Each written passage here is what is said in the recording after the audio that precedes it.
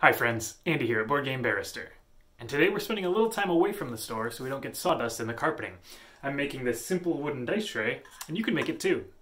For this project, you'll need a grand total of 6 tools. First, a miter saw for making some 45-degree cuts. I'll be using my chop saw, but you can also pick up a miter box saw combo at a hardware store for 10 or 15 bucks. Next, measuring tape. A ruler works as well for a project of this size. Some wood glue. Sandpaper, I'd go with at least 120 grit. And then a utility knife or scissors, and some super glue or hot glue for our lining. For our materials, we're using some basic project wood from the hardware store. You can usually find these around the larger project boards or near the molding and dowels. I'm grabbing a 1/4 inch by 6 oak board for my base. This is actually 5.5 inches wide when it says 6 like that. And you might have the option between a harder wood like this, like an oak, or a softer wood like a poplar. And the difference you're going to see there is that the oak or something harder is usually going to have a more attractive grain and just look nicer, but it's also going to be harder. In being harder, it's going to be more resistant to dents and dings. So they're both pretty affordable. I'm going to go with the oak in this case. And with a thin wide board like this, it's going to be hard to avoid some amount of warping in the cut. You're just going to want to give it a look along its length and make sure it's not too warped out of shape, and mine isn't too terrible here. I'm also grabbing a 1/4 inch by 2 board for my sides. So these are actually 1.5 inches wide. That's going to be the total height of our dice tray, is going to be that 1.5 inches. And because you're going to be cutting a square out of that base to make a square dice tray, you could actually get a good number more dice trays out of this one board if you just pick up some more edge pieces. And for the lining on the bottom of my dice tray, I am just going to use a square of this cheap fake leather I've had sitting around for years, and hopefully that'll give it a nice rangery barbarian look overall. If you wanted to, you could use the classic green felt look or anything else you wanted to line the bottom of your tray in. You can also just do the project up until the lining part and skip that if you'd rather have just a wooden dice tray, or if you want to add the lining in later. The first thing we're going to do is cut our base. Start by double checking the actual width of your board. It should be a standard measurement, but mine was 1.5/16 of an inch less than I expected it to be.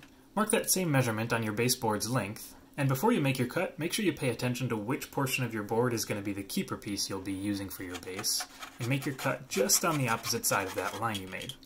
Once your base is cut, we'll start measuring and cutting our sides. The sides of the tray are going to fit outside of the base, so our side pieces will need to be the same length as the base on their insides, and 1/2 inch longer than the base on the outside. The easiest way to do this is just to take the length of your base's sides and make that the distance between your side pieces' short ends.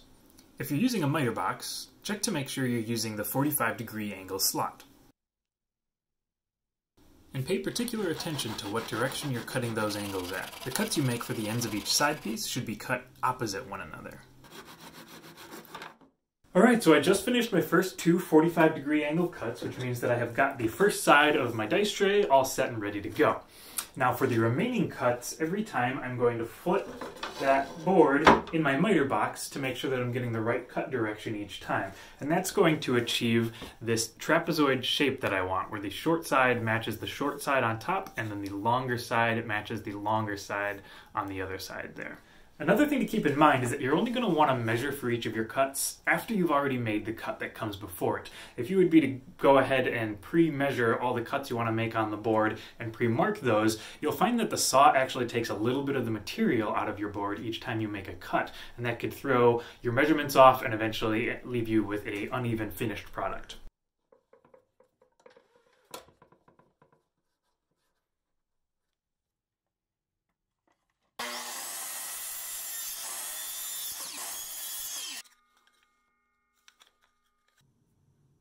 Once we have 4 sides and a base, we're ready to glue up our tray. Add a good bead of glue along the bottom edge of each side piece and where the 45-degree cuts meet. Spread it with your finger and press the pieces into place. It'll be good to have paper towel or a rag at hand to wipe away the glue that squeezes out of the cracks. If you have clamps to secure the tray while it dries, great. But if not, to make sure that the glue is as effective as possible, you could just push some squarish objects up along all 4 sides of the tray while it dries, preferably things you don't mind getting a little glue on. We're going to let that glue dry for a few hours and we'll have a wooden tray. While that's drying, let's take care of our lining. I'm setting mine up to cut to the exact same size as my base using my utility knife.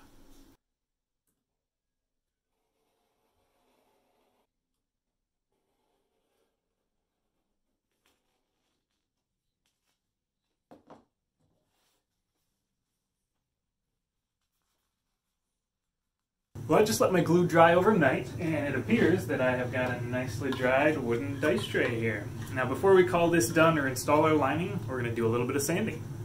These pre-cut boards come in pretty good shape, but the sanding will bring out the grain a little more and make sure there are no sharp corners or hitches we missed. And it'll also sand off any glue that dried on the outside of the piece. After sanding is where we might add finishing layers to the wood, if you wanted to do any staining or protective coats of oil or polyurethane. I'm going to leave mine raw just to keep the project simple. We're not going to be putting this tray through any major stress, so the oak will still look nice and be usable for years. When you're ready to put in your liner, add some hot glue or super glue and spread it out so we can avoid a lumpy liner. Then apply your liner, starting at one side and pressing it out smooth as you go. Make sure it's super smoothed out once it's in, and let it dry. You do not have to worry about rolling dice against the sides of your tray with a bit of force. The wood glue is bonding those sides as strong as the actual wood grain itself, so you won't pull your piece apart without trying. Alright, that does it for our DIY dice tray. I can't wait to use mine in my next D&D session. If you try it yourself or if you have any questions about the project, feel free to let me know in the comments. And if you want to see any more gaming-related content like this, hit that subscribe button. Thanks, and we will see you next time.